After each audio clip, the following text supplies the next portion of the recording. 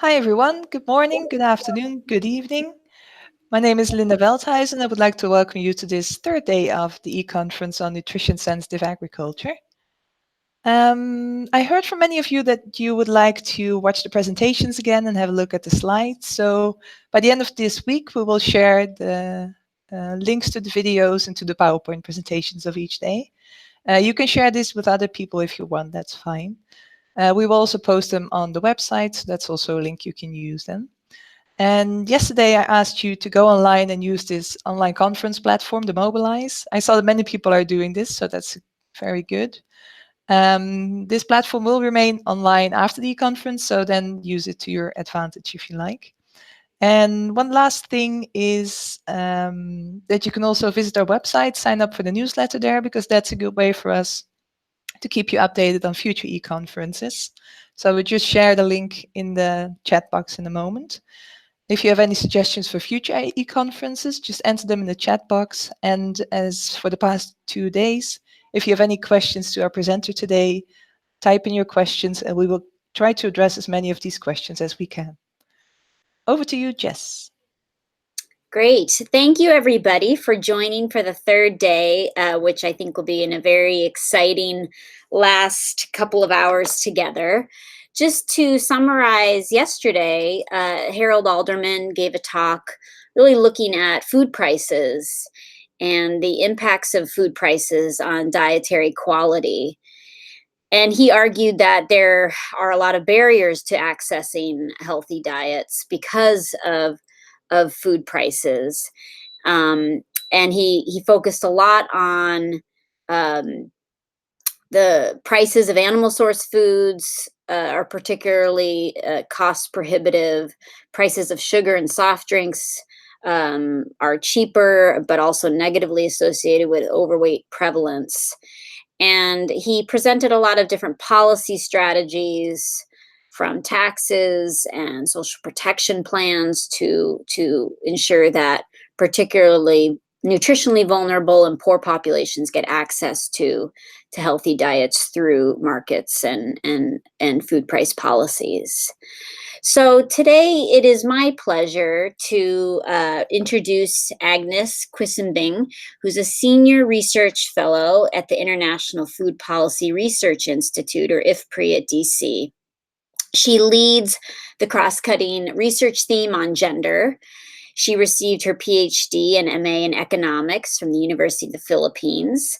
She was a Fulbright Hays Fellow at MIT, the Massachusetts Institute of Technology, very prestigious university, and a visiting fellow at the Economic Growth Center at Yale University. And she's been formerly an economist at the World Bank. So she has an incredible background, very prestigious.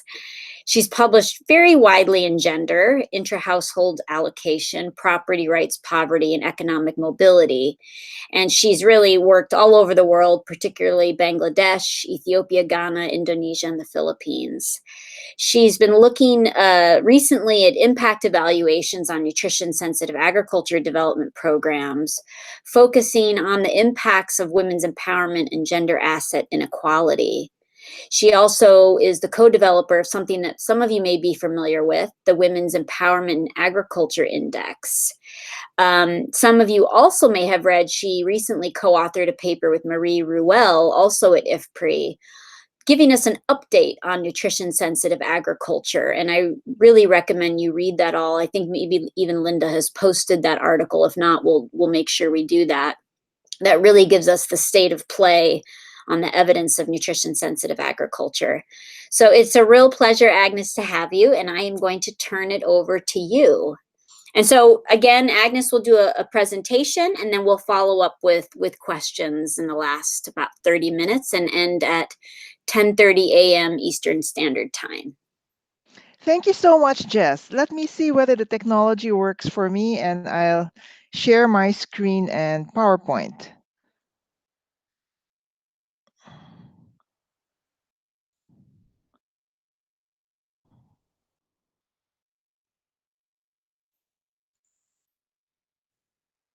Can you see my screen now?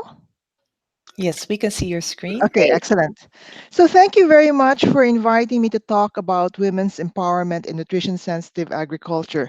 It's a topic that my colleagues and I at the CGIR Research Program on Agriculture for Nutrition and Health, A4NH, as well as colleagues at IFPRI have worked on for quite a while, and it's something that really excites us. So I'm hoping that I can bring a sense of this excitement to this presentation, even though I'm not physically in the room. So in the 45 minutes or so that I have this morning, I want to very quickly review some of the recent evidence on women's empowerment in nutrition-sensitive agriculture. This is the paper that Jess referred to, and the reason she's actually the reason behind this paper because she invited us to write it. I'm going to very quickly go over the agriculture, nutrition, and gender pathways, which many of you know about. And I'm going to dig into measuring empowerment. So we always talk, or we often talk about how important women's empowerment is to the success of nutrition related or agriculture programs or many development programs in general, but we often don't really know what empowerment is. And I think it's very important to talk about it consistently, to have common and validated metrics for it so that we can actually evaluate how our projects are having impact. Then I'm going to talk about how does one design for empowerment impact? How does one be intentional in looking for this? And then I'm going to close with some preliminary evidence from a program that we have evaluated in Bangladesh. Okay, so as I said, I was going to briefly talk about the 2018 review by Marie Ruel, Ms. Balagamwala, and myself, which just came out in Global Food Security. I believe this is an open access article, so Linda will share the link to it. So when Jess commissioned us to write this paper, at first we were saying, is there really anything new? Marie Ruel and Harold Alderman had published their review in The Lancet in 2013. Much to our surprise, between 2014 to 2017, there were 45 new papers which came out. 17 of them were from impact evaluations of biofortification, homestead food production, livestock nutrition projects, value chains, and irrigation. And there were 28 papers from association studies. So these are not experimental studies, which looked at production, consumption, diversity, livestock, health, nutrition, agriculture, and women's empowerment, and climate change and environment. So really not that much on women's empowerment, although most of these studies, most of the association studies did control for various aspects of usually maternal education, some aspects of bargaining power, some maternal age, etc. But part of the reason why there has been relatively few in terms of direct measures of women's empowerment is that the metrics have not been really well developed. So from the impact evaluations, we saw that these nutrition sensitive programs all aim to increase household and individual access to nutrient rich foods. All of them had impacts on household and child dietary diversity, micronutrient intake, consumption of animal source foods, fruit or vegetables, and maternal knowledge and practice. So the impact evaluations did look up at empowerment domains, but this is only in the context of um, an enhanced homestead food production program in Burkina Faso, which is being run by HKI. So there is some evidence, not really widespread. And nevertheless, it was very heartening to see that in the past 3 years alone, between the Lancet study and our study, we've seen expansion of the types of NSA programs. There's been stronger program design, targeting implementation, evaluation, greater emphasis on women's empowerment, behavior change communication, complementary interventions, a more standardized and greater set of indicators measured, so which allows for comparability across its impact evaluations.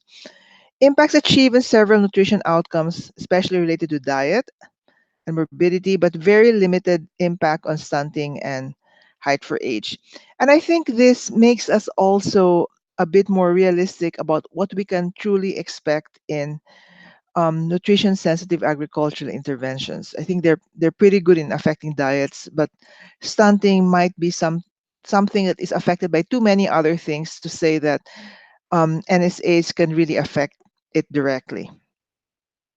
So in the association studies, we find that production diversity and livestock ownership are consistently associated with dietary diversity, animal source, and micronutrient intakes.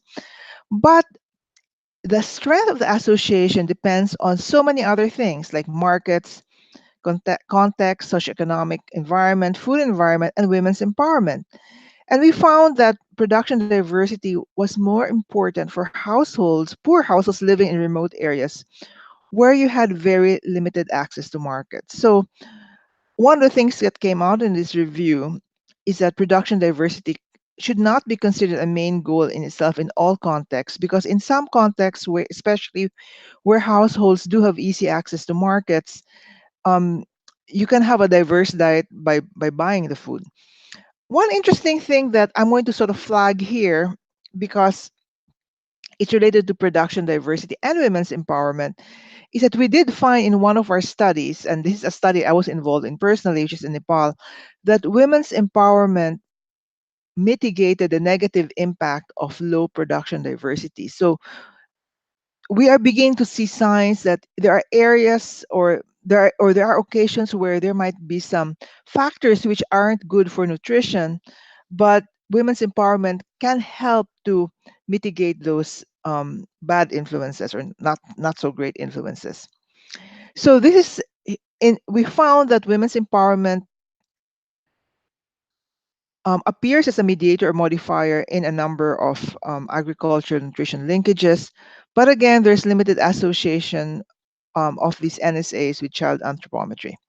Okay, so I was asked to talk about women's empowerment and nutrition sensitive agriculture programming. And I guess I think all of us, especially those of us who are working in the policy and program area, really want to know whether, if we pay closer attention to women's empowerment, can we actually improve nutrition sensitive agriculture? Can we make it more effective? So to be able to do that, we need to understand how women's empowerment relates to agriculture nutrition linkages. We need to define empowerment and understand it, find a way to measure it that is comparable across many settings, make sure that our measures of empowerment capture how people themselves understand it. There is a phenomenon of NGO speak that if you go to a village and ask about women's empowerment, sometimes the focus group will just say what the NGO told them to say. Now that we don't want that. We want really to know how people themselves understand it. And then we need to design nutrition sensitive agriculture projects intentionally to empower women. So many of you have seen this diagram before, and I'm going to go through it for those who weren't in the first two webinars, and also because I think it just helps us to ground the discussion. So let's say we want to improve child nutrition outcomes.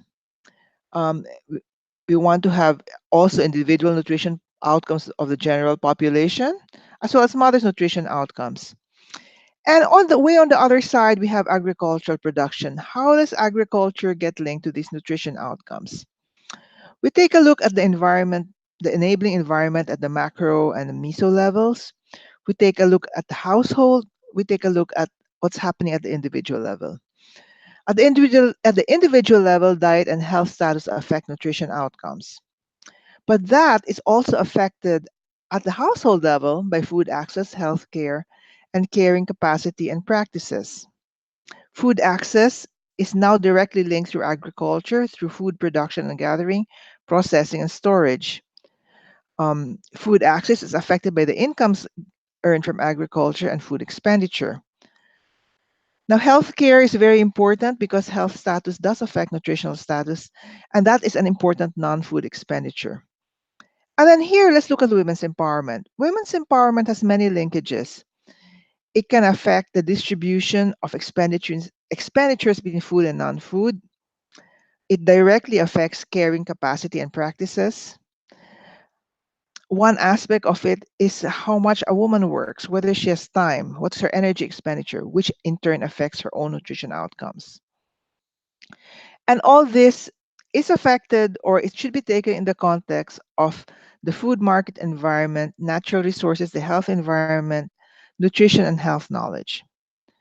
And of course, these are all embedded in broader factors at the household level, for example, household assets and livelihoods, and at the national level, national economic growth, as well as the priorities that policymakers place on nutrition.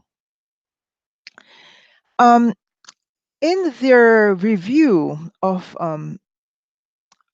programs and how they affect nutrition, Marie Rowell and Harold Alderman identified 6 pathways between agriculture that link agriculture and nutrition. One is agriculture as a source of food for own consumption. One is agriculture as a source of income. The third is agricultural policies which affect prices of food and non-food crops. And then the last three are specifically on women, their participation in agriculture and effect on her social status and empowerment. In particular, her access to and control over resources, how women's participation in agriculture affects their time allocation, and how it also affects their own health and nutritional status. So, numbers 1 to 3 affect both men and women, or men and women are involved, but pathways 4, 5, and 6 have a special focus on women. Now, when we talk about women's empowerment, on the other hand, I think of it as like the blind man and the elephant. It's a multidimensional concept. The blind man or the blind woman may think that the elephant is a snake, is a pillar, is a wall, is a rope, because they're only looking at one aspect. So when you look at women's empowerment, you really have to look at the whole elephant. It is the elephant in the room. So we find it very useful to use Naila Kabir's definition of empowerment as comprising 3 aspects: agency, resources, and achievements. And the resources here are the various material, human, and social resources that serve to enhance one's ability to exercise choice. Agency is the capacity to define one's own goals and to make strategic choices in to pursue these goals, especially where this ability was previously denied. And achievements are the achievements of one's goals. And oftentimes, one shortcut way or a common way of defining empowerment has really been to focus on the agency aspect, because it's really the ability to make strategic life decisions, especially where a person hasn't been able to do this.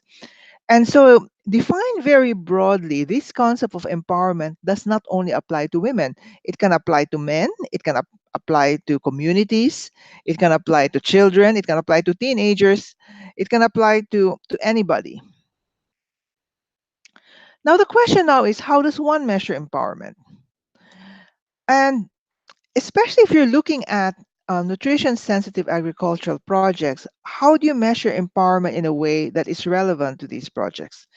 So, whether it's an a BCC oriented program that teaches women how to prepare and cook nutritious foods, whether it's a value chain program in among milk traders in peri-urban Nairobi, whether it's a self-help group-based program that tries to build women's social empowerment and to organize them so they can hold government entities more accountable, or whether it's a nutrition sensitive agriculture program which teaches men to be more involved in the nutritional in attaining the good nutrition of their households.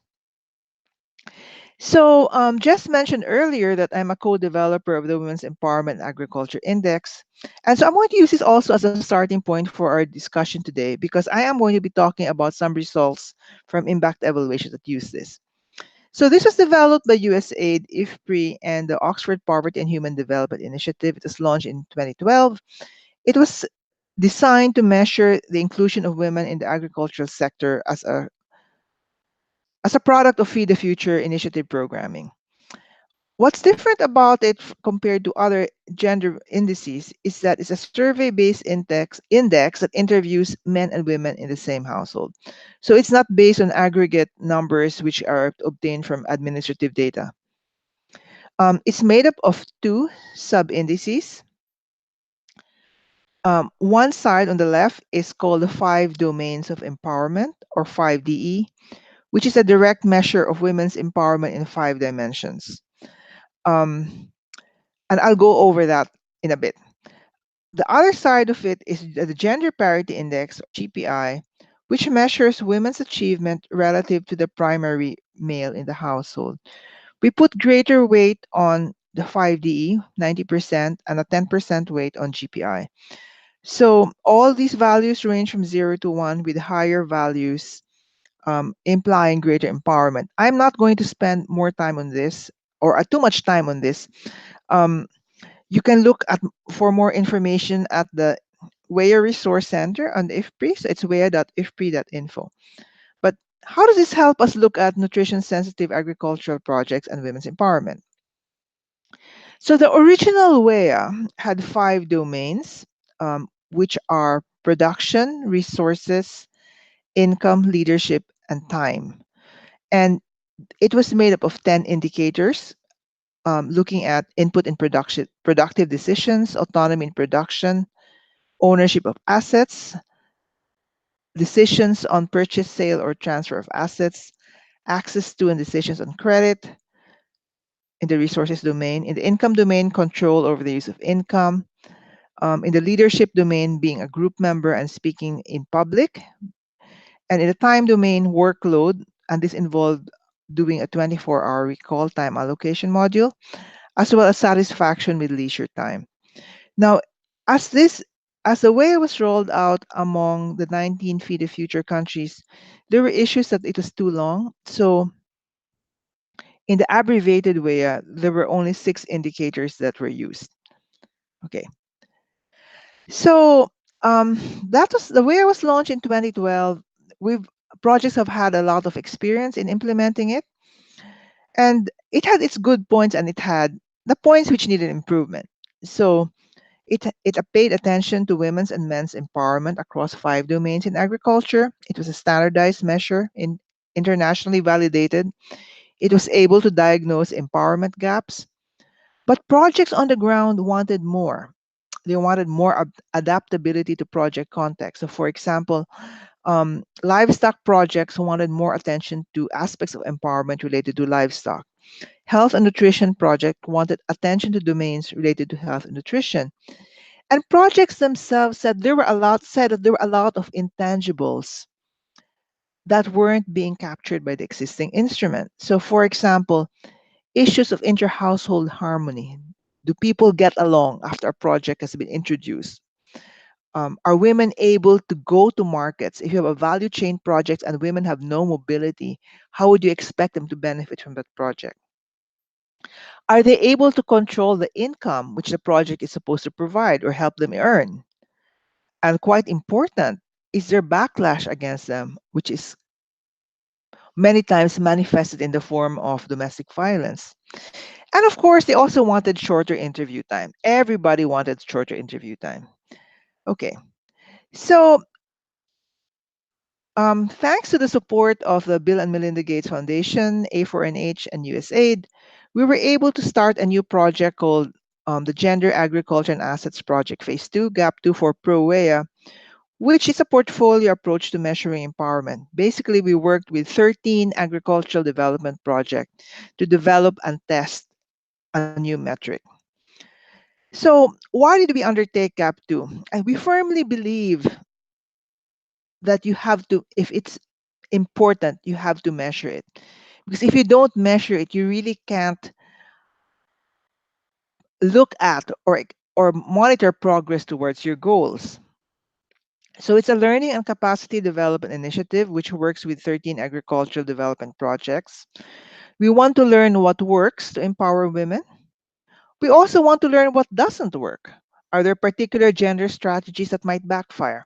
Are there gender blind approaches? And we also wanted to have a metric that was comparable across a portfolio. So the 13 projects fall into different clusters. All of them have nutrition objectives. although some of them also have income and nutrition objectives. And the intervention areas covers crops, livestock, and the combination of crops and livestock. Um, 7 of them use RCTs. 4 of them are use propensity score matching. One uses difference in difference, and one uses a random encouragement design. And they all have baselines and endlines. And very importantly, all projects are undertaking complementary qualitative work so that we actually understand what kinds of impacts the projects have on the lives of people as they themselves perceive it. So, for example, when we now ask the communities how they understand empowerment, it goes to things like being able to take care of oneself, being able to take care of the family's needs. Very important, taking care of others. Empowerment is not selfish. It also involves an empowered person, man or woman, is someone who can take care of others. In terms of in terms of resources, you have economic means. You also have social connections. You have confidence. You have being able to help with labor. A person who is active. Interestingly, somebody who also follows social norms. So this leads to some tension when you're trying to change gender norms sometimes. Somebody who lifts the burden of others. And in terms of achievements, somebody who's well dressed, somebody who looks good, somebody who is admired in the community. I don't think we're necessarily talking about movie star good, but somebody who can appear in public and has a certain presence.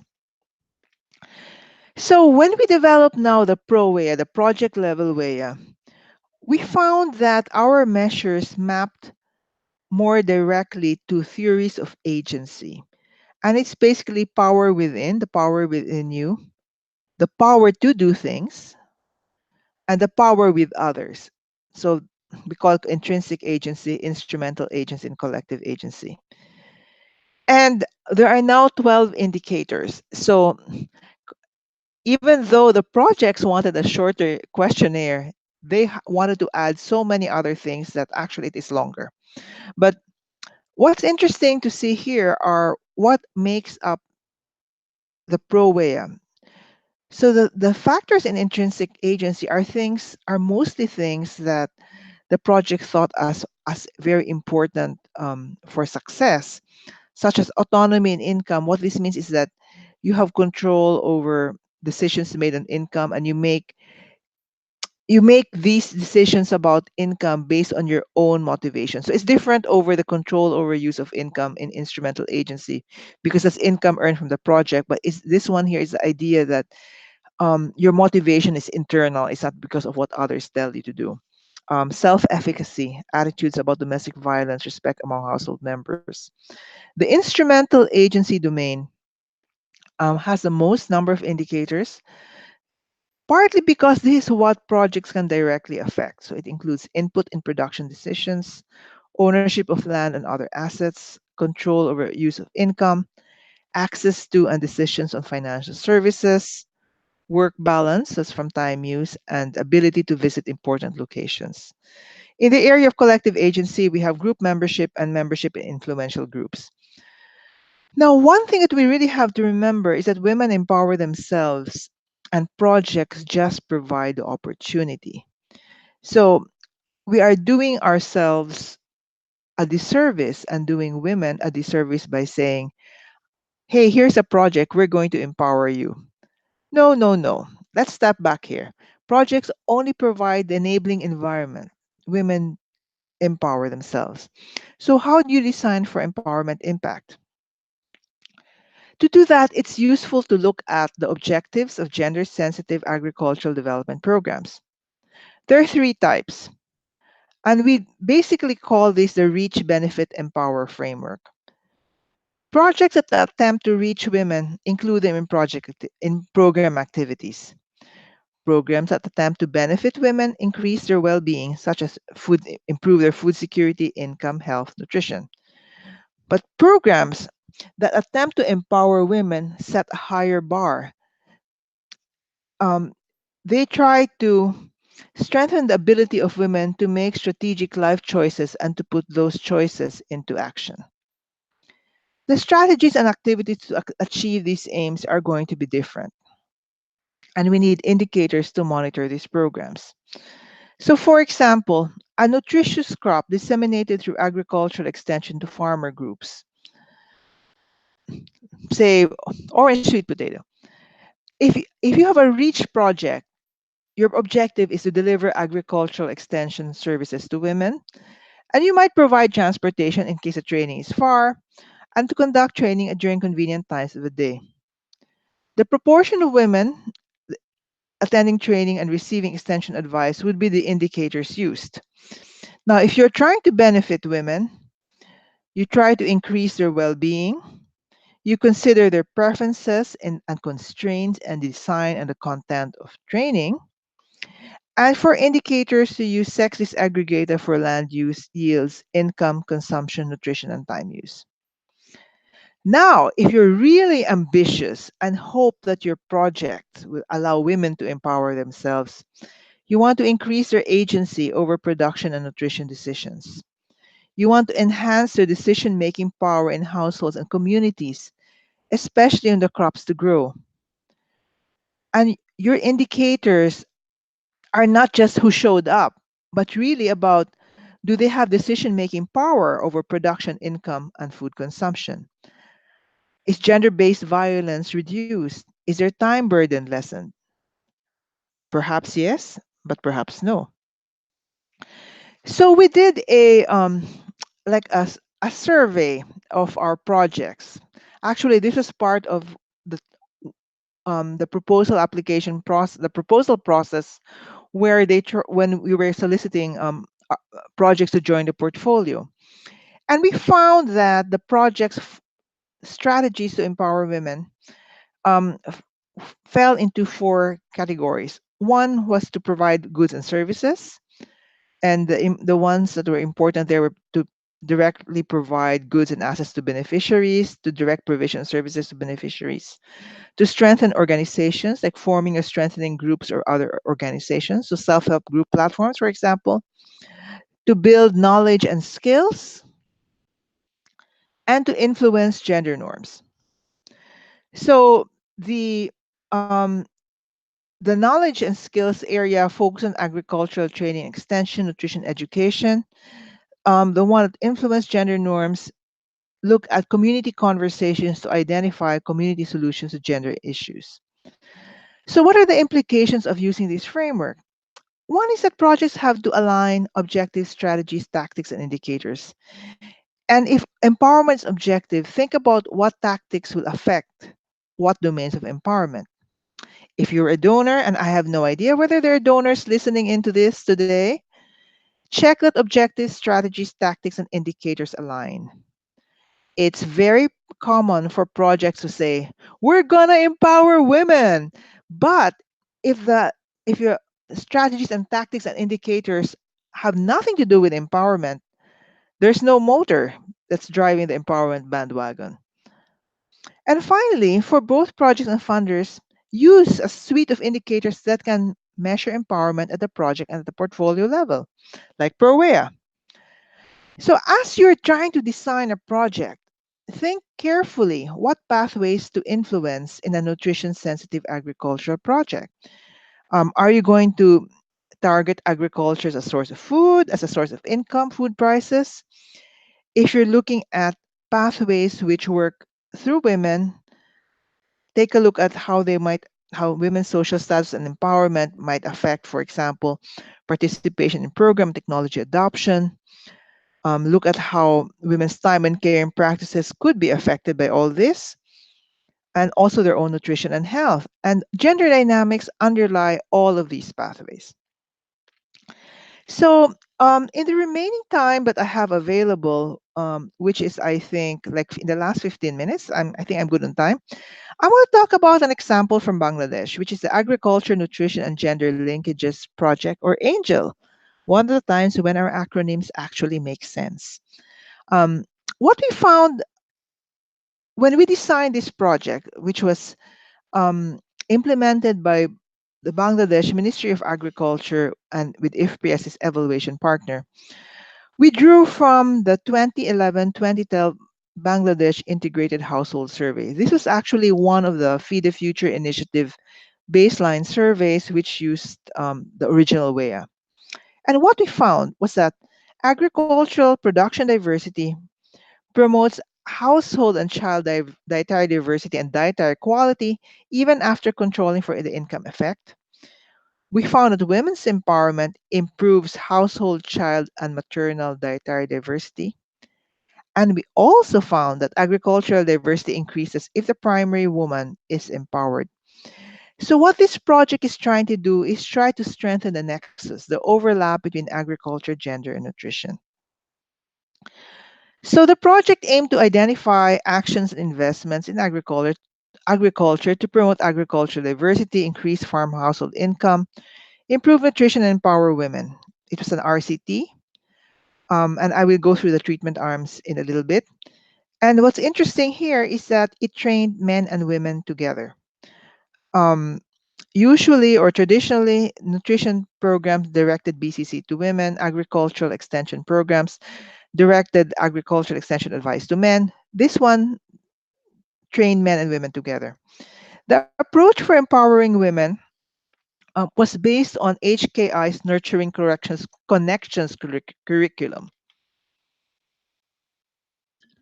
This was used at the community level with adult male and female household members to foster communication, negotiation skills, and mutual respect and appreciation within families.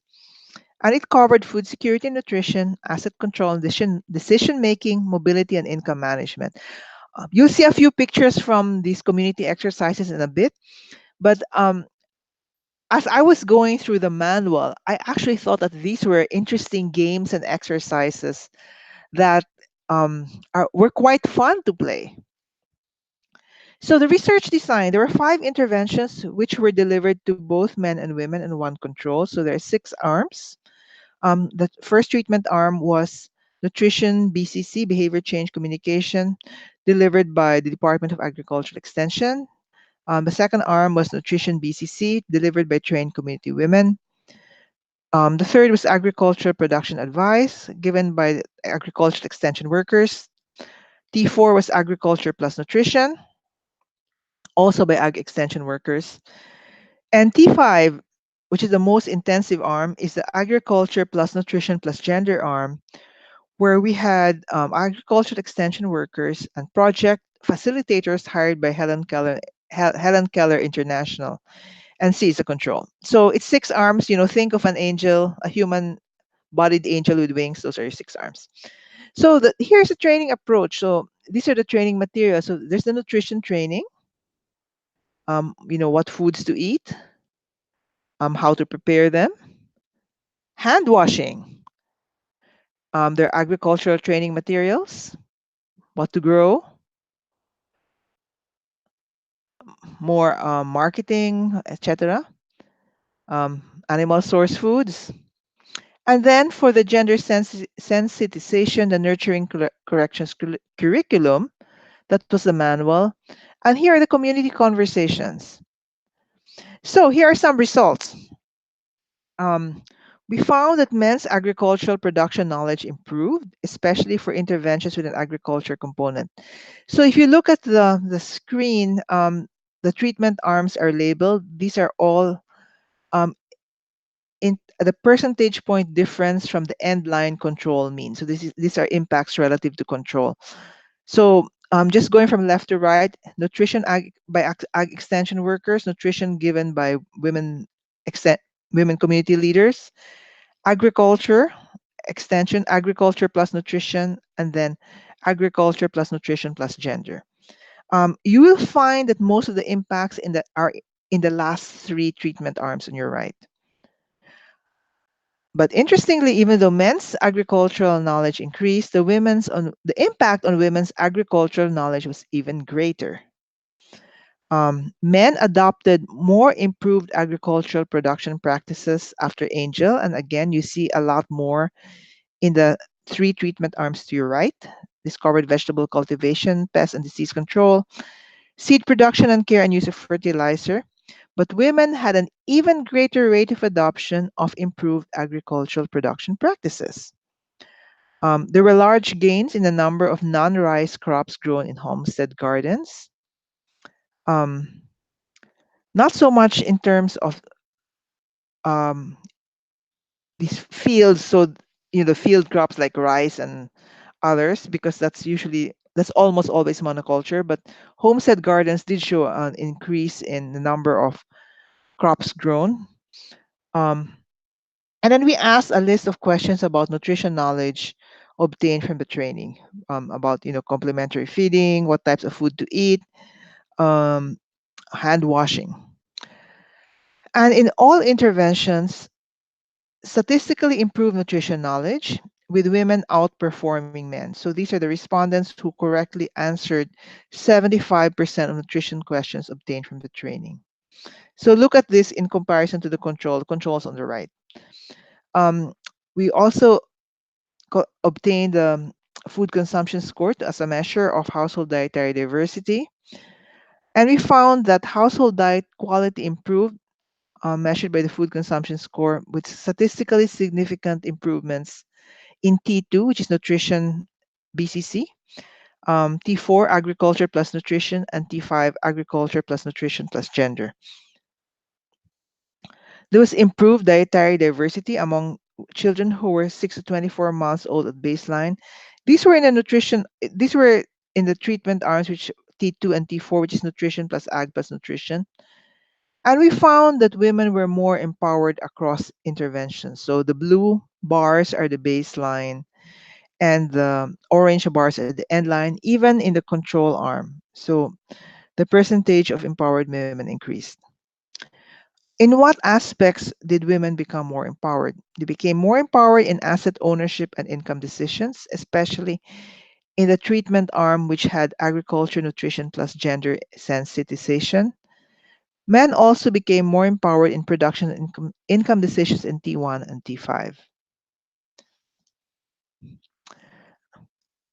So, to summarize the results on women's empowerment, we found that it increased their empowerment with respect to asset ownership and income decisions.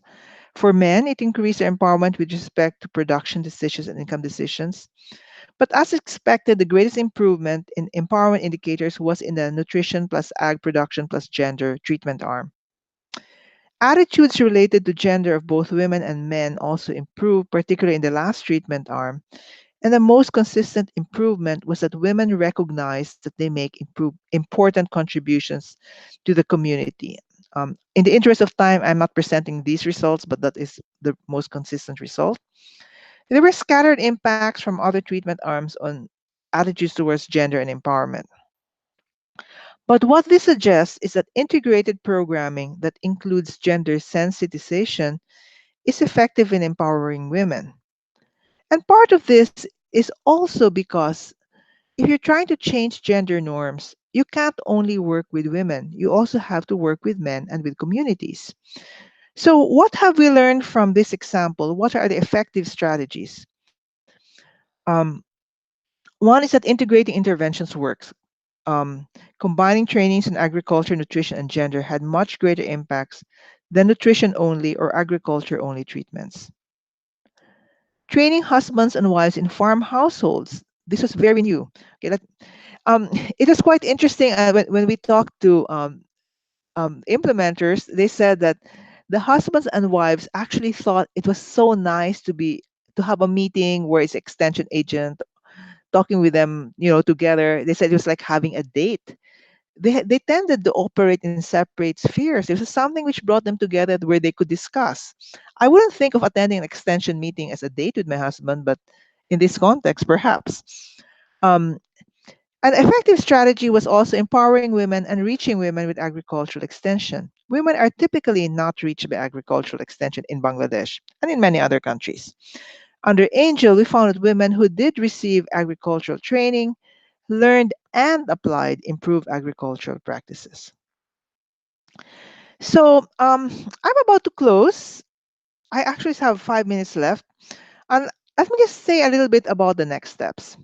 So Angel is one of the 13 projects in pro-WEAI. The other projects um, are still collecting their end-line data, and we are really eager to learn from these other projects, um, because they've adopted or they've implemented quite different strategies, some of them more successfully than others. And you also learn from those strategies which don't work or which aren't as effective. You don't do it again. Um, we want to continue to improve measurement. ProWEA is an indicator that's under development. It's not perfect, it's way too long. We still want to find out how to make it easier to administer. And we want to continue to design and evaluate gender and nutrition sensitive agricultural projects in partnership with implementers.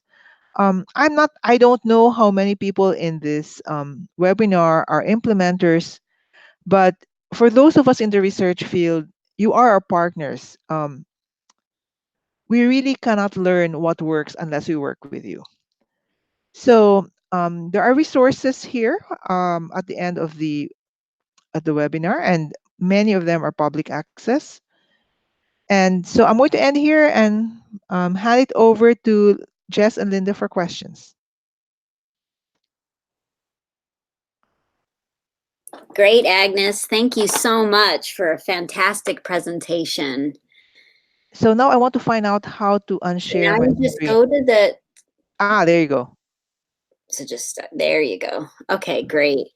So Agnes, just so you know, we have over 100 people watching Oh my this gosh. Okay. presentation. So a lot of people and a lot of comments from different people talking about how powerful the message is of women's empowerment, and so we're getting a lot of nice compliments, but also a lot of questions. So let's get started. Some are broader and some are quite technical.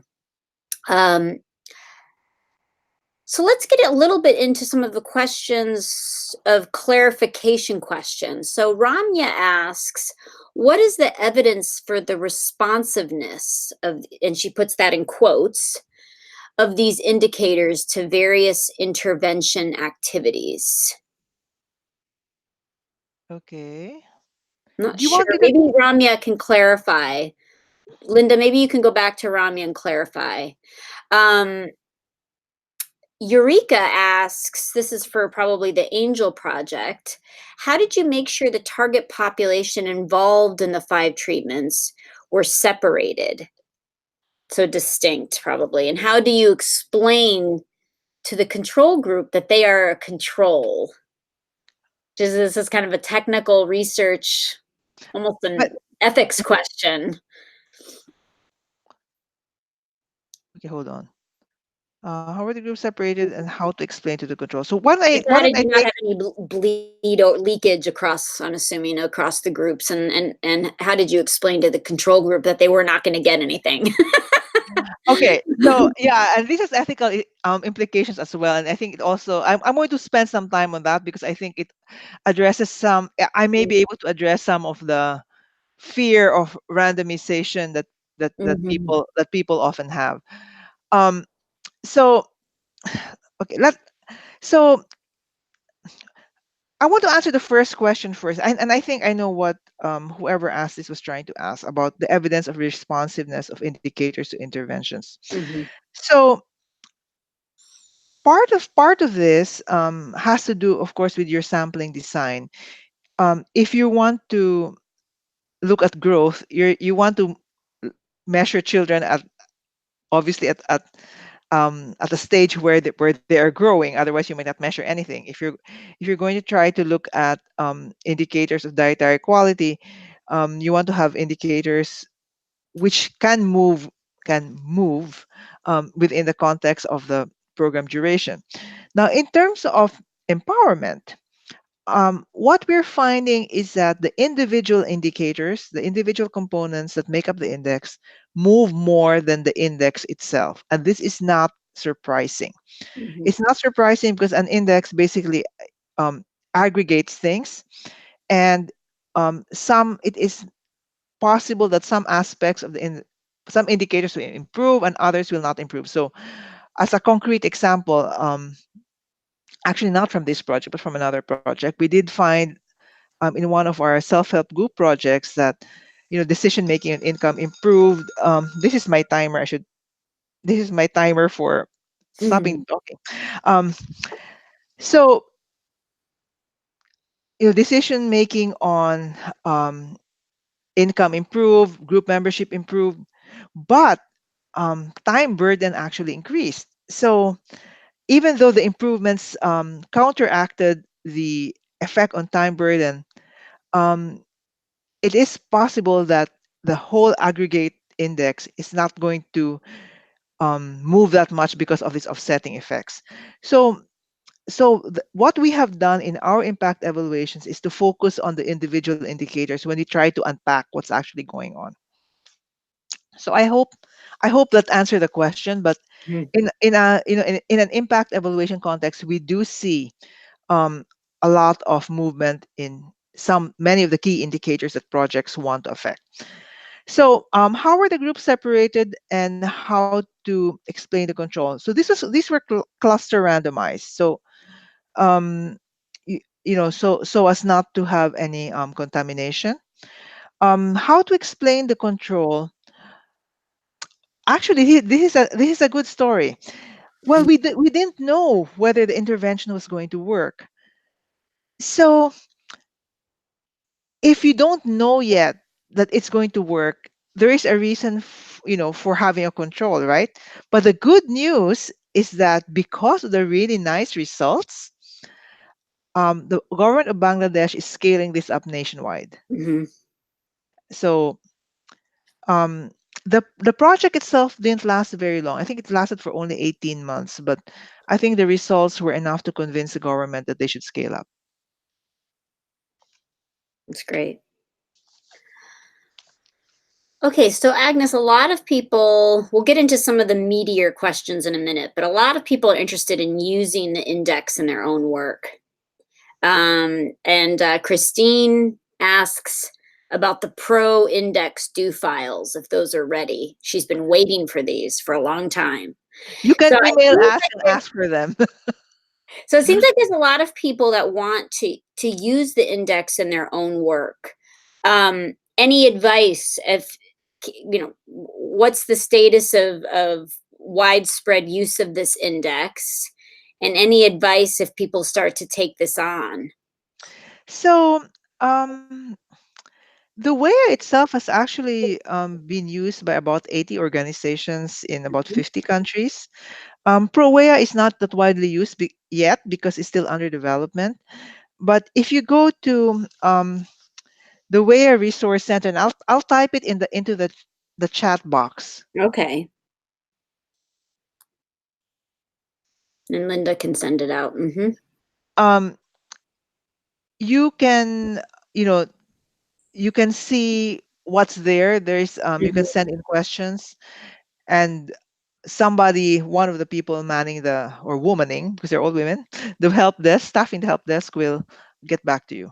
Okay. And is there a guideline on how to Yes, so there okay, are do good, files and there are guidelines. great. Okay. Um, since ProWea is still being tested, Mm-hmm. you would have to ask for this from us because um, we don't want to post an instrument which hasn't been fully validated yet. Sure. That makes sense. Okay, a question from Peter, and Peter brought this up yesterday. I remember that when he asked this. He said that yesterday's presentation by Harold suggested that market and price policies are really the key determinants for dietary diversity and nutrition outcomes. But he brought up the point of gender and gender empowerment. Now the index is as your work presents that gender empowerment is quite important. So how do we reconcile these contrasting perspectives? So one view is price dominates. That's really the pathway. And Martin had said that a bit too, market access prices, that's really the way through dietary diversity. Um, Obviously, they didn't go a lot into gender context, but and your argument is really that the gender piece needs to be there. So what's your thoughts on pulling that together? So I must admit that we actually haven't decomposed whether which is more important. Mm, Um, Maybe it's all important. and I think they're all important. But Mhm, I think that paying attention to gender is just one thing that you should do. It's almost like your due diligence. mhm, If you're doing an if you're especially if you're doing an intervention. I mean, um, doctors are supposed to be bound by the Hippocratic oath of do mhm, no harm. Likewise for interventions. I mean, be careful when you go into a community if you're going to um, if the intervention, for example, might lead to women's loss of their control of crops which they have traditionally grown, mhm. things like that. So I think it's one of the things that you just need to pay attention to. Yeah, yeah, yeah. Hopefully, I'll have time to ask you one or two questions at the end. But I'll deprioritize my own questions because I do have a question around cash crops and women. Wilson asked, should we have different indicators for rural and urban households since they have different constraints and opportunities, i.e., access to markets versus crop livestock diversity? So, do you see a distinction between rural and urban places in the way that they should be looked at and measured and understood? So I think this is a great question. Mhm, We've been working with the WEAI since 2012, and we already begin to see its limits in terms of its being um, very focused on agriculture. And as we look at, for example, how women and men become more integrated into markets, we need to look at indicators which are able to capture these other sources of income. So yes, I do agree that there will be some things for urban areas which are going to matter more. And we are actually working on developing WEA for VC, Women's Empowerment for Value Chains, or a mhm, indicator or a market include with or a and or a market inclusion module. It doesn't. It involves some modification of the basic instrument, um, and that's also ongoing work. mhm. Makumana asks a very similar question. She thought she highlighted yesterday's markets and prices, but could you share strategies to motivate or empower women to participate in commercialization of agriculture products? So somewhat related to the value chain piece. What are your thoughts on how to get women more engaged as entrepreneurs and in commercialization of ag? So I think I can think of maybe three things, and I hope I remember all of them. One of them, of course, is to remove barriers to access. So whether it means obtaining financial services, having um, the financial capital, the technology to to to enter this particular value chain.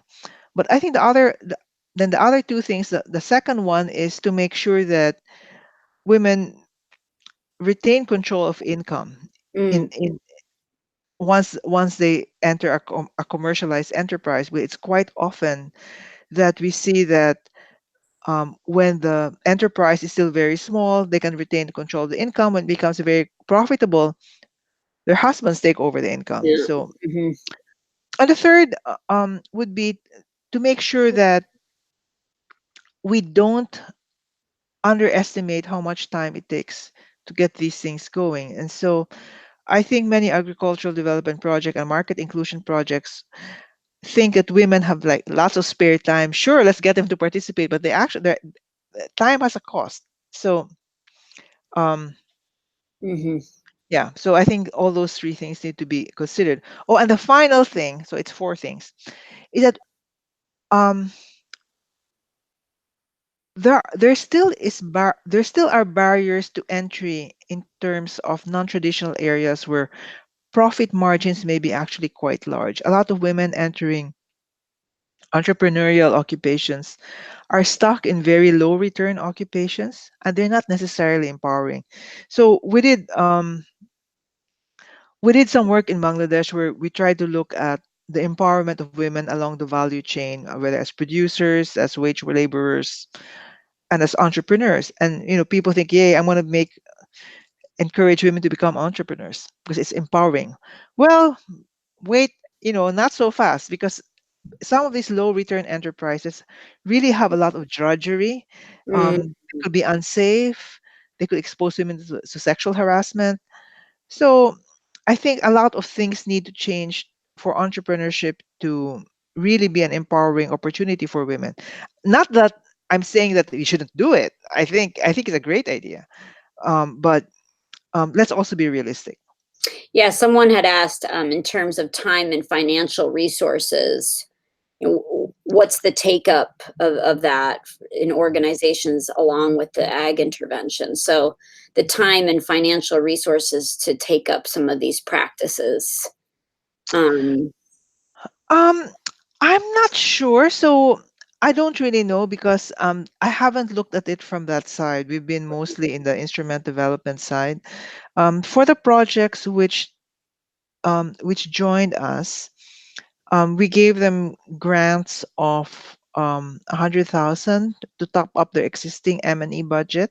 mhm, The indications were that that was too little, that that it was more work than they thought. mm, Oh, I see a question here about does this provide an alternative context for men? Because in low yeah, income countries, men are decision makers, and if left out, there is chaos. yeah, this Definitely, person is saying Uganda situation, very interesting. men are definitely included, and I think this is one important point that um, comes out in Angel and in many of the more successful projects. That the Mhm, projects which are successful reach out to men as well. mhm. And one question about the Angel Project from Anthony was, can you share interventions that failed to work in the Angel Project? Like, for example, Agnes, you shared that the women's community workers really failed to resonate with men. That what was that, T1 and T2, those two arms. Okay, so Why do you think that is? And were there other kind of interventions that just failed to work? We never really talk about failures. We always talk about successes, but yeah, your thoughts? so I wouldn't say that they're total failures because they did increase knowledge, but just not as much as the other Mhm, three treatment arms. But I mhm, think what this shows is that if you're trying to um if you have a nutrition sensitive agriculture intervention, um targeting both the just giving nutrition knowledge alone might not be enough to move practices in the area of agriculture. mhm, um you sort of have to look at the household as a package. They are agricultural households, they are growing things aside from deciding how to feed their children. So I mhm, think looking at the whole um scope of a household's activities made it more effective. mhm. An earlier question I don't want to skip over from the Working Group for Women in Land Ownership. They said, at some point, you said field crops have not changed much and homestead brought in diversity. Isn't it more to do with gender relations? Men decide the field crops and women homestead produce. I think that's correct, to a great extent. The other thing also is the field crops, at least in this context, are the crops that they sell on the market. Mhm, So it is also possible that the household, maybe probably men, are decided they want to sort of protect their household source of livelihoods, and then have the sort of the experimentation on the margins. mhm, But mhm, that said, and so this is not scientific. This is purely anecdotal. When I first started working at IFPRI, which is really ages ago in 1995, my first field site was in Bangladesh, and so we did a survey there in 1996, and we've been going back there for years mhm, to that particular site. So what was quite interesting is that one of the sites was a homestead food production area, and these improved vegetables were being grown by women in plots around their house. When we went back 20 years later, um, no, actually 10 years later, 10 to 15 years later, we found that many of these vegetable homestead gardens had actually expanded. I mean, they were huge. They were no longer homestead plots. They were quite commercialized as far as commercialization goes in that context. So there has been change. mhm. It may not happen overnight, but there has been change.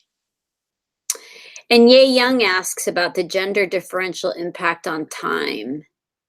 Like she gives the example, climate change has impacted on women's and men's labor allocation in agriculture differently. what intervention can we have for women's time use? So is there any kind of evidence of differences in time use, and how would we try to free up women's time? So our studies did not our studies collected information on time use, but Mhm. the interventions were themselves not directed towards reducing women's time burden. But one of the projects that um, unfortunately didn't get funded, so they couldn't be part of GAP 2, had a really nice idea. So this is a project in Malawi which is trying to develop 3D printed agricultural tools which were suited to women's bodies. They were not, huge and bulky. Unfortunately, the project itself didn't get funded, so we didn't get a chance to work with them. Mm, They would have gotten money from us. So I think that's the development of um, tools which make you know agricultural work easier for women. But even things I think that relate to wash, more accessible clean water sources, electricity, solar, things that basically reduce the time burden of women would be quite important. mhm. I have two burning questions for you, and they're kind of darker questions. Okay. We talk a lot about these interventions, right? And I think I'm always struck, Agnes, when you go to poor rural places, a lot of women are dealing with health issues, right? That Mhm, override many other things, like let's take anemia, which is incredibly debilitating. You mhm, have no energy, your work capacity declines.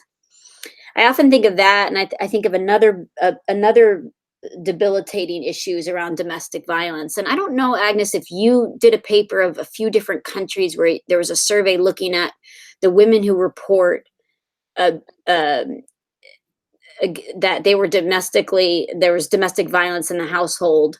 And I remember in Timor Leste, which is a place where I often work, it was in the 90% of women surveyed reported that they were beaten the night before on a ooh, regular basis. mhm, So when you think about these kind of things like anemia, which is so debilitating, or being abused every night, physically mhm. or mentally, how do you get over that? Do these are we missing the bigger social determinants when we're thinking about women, if we're looking at nutrition and agriculture? I mean, how do we get over these really massive challenges that can be totally debilitating for women? What do we do about that? So, so I don't work on this directly, but there's a group of people at IFPRI which are actually looking at how interventions affect intimate partner violence, and Mhm. they look at so they're focusing on um, in the context of social protection. But I think what they're learning from that has wider applicability. So what you're finding is that transfer programs are actually do not increase intimate partner violence. In fact, they do decrease it. Mm, So they've done a quite large survey on it. Um, but the other thing I think, which is also related to I think nutrition programming, is that um, so my colleagues followed up this transfer program in Bangladesh, which provided cash and food to households which were eligible, but in some treatment arms they gave BCC and others they did not. And what they found is that there was um, a sustained decline in intimate partner violence in the BCC arms, mm, regardless of whether it's cash or food. And mhm, the way that they interpreted this was that um, the BCC sort of had an empowering effect. It also worked within the household, and I think it helped women get more agency and sort of be able to negotiate, better relationships between themselves and their husbands. mhm. So I think that I mean it's a horrible thing. I mean IPV is Incredible. horrible. I mean it's 1 in 3 women, right, who are Yeah, I it's think who incredible. are subject to it. It's And I think that it's unrealistic to think it's going to disappear overnight, but we have just to continue working. Mhm, mhm. And in many cases, it's partly so. I think it's also partly because of limited resources that you know this comes into play. There's a lot of stress. I mean, it's not a good way to take out stress, but what they have found in some of these transfer programs is that the additional resources help to alleviate stress, which um, can be an instigator. I'm not sure whether can Hmm. can prompt IPV. Yeah, yeah. Okay, some other questions are coming in. The Working Group for Women and Land Ownership, which is a great working group title. You just talked about Bangladesh. Has that change in homestead production to commercialize crops in Bangladesh brought in a change in decision-making processes at the intra-household level, shifting from women? We don't know, so we Okay. haven't tracked that. Okay. It's a good topic for a study. Shilpa asks, how common is it from agri-based projects to reach the level of, quote, empower in the framework of reach, benefit, empower? Isn't, quote, benefit more common? I think I agree with you that benefit is more common. Maybe you can Um, explain what this is. so in the context of the reach benefit empower framework, reach is like reach and through agricultural extension. Benefit would be Right. improve nutrition, Mm, improve health status, increase incomes, and then empower is really making sure that they have right. um, decision making power, lower IPV, Hmm. um, lower time burdens, and I think it's rare. For I think many aspire. Do they actually attain? We don't know. And part of the reason why we don't know is that it's only quite recently that we've been looking at those metrics. Hmm. Hmm. And Agnes, maybe one more question, and we'll see if any more come in, trickle in. But I'm always asking these kind of broader questions. But has there been any demonstrations? And I don't see it much. And you contradict me, please. But um, in the nutrition programming world and nutrition interventions, we don't pair enough with reproductive health. Right? We're Hmm. not really thinking about family planning plus nutrition interventions plus agriculture. Mhm. Unless I'm wrong, but to me that would be another important entry point if we're thinking about Right. in the future, having less children potentially, the fertility rates being Yeah. high in some places like Uganda, someone mentioned. Right. What are your thoughts on pairing uh, family planning and nutrition programming, and has that been effectively done anywhere from your perspective? So I am not actually aware of that. The kind of Seems like a reproductive, strange thing we never pair, but yeah. yeah, the kind of reproductive health programming um, that I'm sort of more familiar with has to do with adolescent girls trying to delay age at marriage. Mhm. Um, and but they're not necessarily in an ag nutrition intervention. Mhm. Quite interestingly, in another impact evaluation that we're currently doing in Bangladesh. So Bangladesh is an unusual situation in the sense that they have actually been very successful in reducing family size. I mean, Mhm. Mhm. so in that intervention, where we're trying to look at nutrition sensitive agriculture intervention directed to women of reproductive age who are actually likely to have a child, Mhm. um, we had to target younger people who were new wives who were even not pregnant yet or about to get pregnant, because Mhm. in Bangladesh they tend to have their children early and then they stop, Mm. and that's because family planning has been so effective. Now, interesting. Yeah. Victor asks this question. I wonder if Agnes's research has looked into differences in empowerment between young females, probably teenagers, adolescent girls, young mothers, older mothers, and grandmothers. So So how we do have you look on. at those different life Yeah. stages, and what do you see as some of the big trends coming out of that? So we actually have some ongoing work on that. It's not yet. Some of it is done and some of it is not done. So some of the work that my colleague Ruth Meinsendick is doing in Nepal is finding that it's not only age but also family structure. So a young daughter-in-law who joins her husband's family is relatively disempowered, but then when her household splits off into a nuclear household, she becomes more empowered.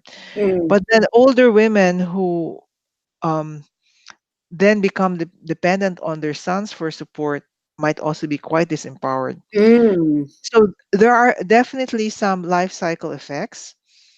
And actually, some work that I did with Esha Shraboni, who is now at Brown University, looked at dietary quality and women's empowerment across a life cycle. And we actually find that um, it's at adolescence where the discrimination against children, against girls, appears mhm, in mhm, terms of, in terms of dietary quality. And it's the so-called primary female who's doing this, and she's behaving according to gender norms mm, that have made her invest in sons. So I think that we also need to be careful that, and not and to recognize that women's empowerment is not necessarily good for all women or for all girls. If it depends on the social context. yeah, yeah, and I think sometimes grandmothers can be quite powerful in some households, some contexts, where in others they're less powerful. So it also depends on where you Yeah. are and the society you're working in. Becky asks, how does empowerment of women in involvement in the higher part of the value chain, this example she gives is trade, link with the women's role as homemakers? I'm still trying to get clarification on what Agnes means by homemaker. um I'm not sure I actually used that term homemaker. Mm. What I would say is that She says, I mean the role of women in nurturing children, especially in ah Africa, given the fact that trade might require the women to be away from their homes. right, Okay. okay. So this is an issue that has come up in a number of value chain projects, and not just in Africa. And so in some of the ones that we've seen, women take their children to work with them, or we have neighbors helping to babysit. But I think that affordable and safe childcare is an issue that is should definitely be a priority if you want to increase women's participation in higher nodes of the value chain. Mm, yeah. And looks like one last question. Shilpa asks, while it's good to have husband and wives together, we have experienced it is difficult for women's voices to be heard in the presence of men, husbands, in laws and the meetings. Isn't that the case? So yeah, I think all of us have experienced when you're Yeah. in a room doing surveys with men and women, the men tend to dominate. We'll have like So one woman firecracker who talks a lot, but it gets, right. the dynamics really shift when it's women alone versus men and women. So yeah. So actually, in our work, we interview men and women separately. Ideally, we have female interviewers for women respondents and male interviewers for male respondents. Um, in s- act- s- what's interesting in some of the group work for Angel in the gender sensitization arm, they start out with single sex groups and then they bring them together. And by the time they bring them together, if you follow the curriculum, they would have learned how to speak up. So there are actually some very interesting role playing games, and this one was really cool. I mean, like they, I'm not sure anymore whether this is in Angel or in another similar project where they got the men to say, what are your hours in a day, and then they got the women to say, what are your hours a day, what do you do, and the men are shocked that the women are actually doing so much. So I think there is benefit to facilitating men and women interacting together, but Mhm. you need good facilitation for that. Yeah. Yeah. Okay. I think that's the end of the questions. Thank you so much. We had great questions. Thank you, everyone, for listening in, particularly those that were here for the 3 full days. And Agnes, thank you so much for such a great presentation, presenting the latest evidence and answering all the questions from those listening in. Really. Thanks for inviting me, Jess, and thanks to everyone for listening in. Okay, take care, everybody. Bye-bye. Bye.